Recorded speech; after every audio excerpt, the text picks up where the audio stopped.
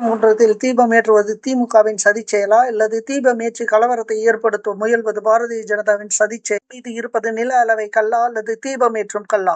இருத்தலத்தில் பாரத மாதா கி ஜெய் என்று கோஷமிடுவது எந்த வகையில் நியாயம்? தமிழ் கடவுளுக்கு இந்தியில் கோஷமா? தொடர்ந்து கேள்விகளும் குழப்பங்களும் எழுந்த வண்ணம் இருக்கின்றன. ஒரு வழிபாட்டு தலமாக அது இருக்கட்டும், வேறு எதுவாக வேண்டுமானாலும் இருந்துவிட்டு போகட்டும். 1947 பொழுது இந்தியா சுதந்திரம் அடைந்தது.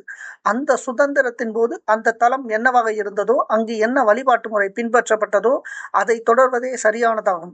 1947க்கு முன் இந்தியா என்பொரு தேசம் முழுமையானதாக இருக்கவில்லை. ஏன் தமிழ்நாடு என்ற ஒரு மாநிலம் கூட முழுமையாக கட்டமைக்கப்பட்டிருக்கவில்லை. இங்கு சேரர்கள், அங்கு பாண்டியர்கள், இடையில் சோழர்கள் என்று பல்வேறு விதமான குழுக்கள், கோன்கள், பல்வேறு விதமானவர்கள் ஆண்டு வந்தன. இது ஒரு ஒன்றுபட்ட தேசமாக ஒருபோதும் இருந்ததில்லை. 1947 போது என்னவாக இருந்ததோ அதுவாக தொடர்வதே சரியானதாக இருக்கும். 1000 ஆண்டுகளுக்கு முன்பு இங்கு ராமர் இருந்தார், இங்கு புத்தர் பிறந்தார், இயேசு பிறந்தார் என்று பல்வேறு கட்டுக்கதைகளை சொல்லிவிட்டு மக்களிடையே கலவரத்தை தூண்ட முயல்வது சரியானதாக இருக்காது.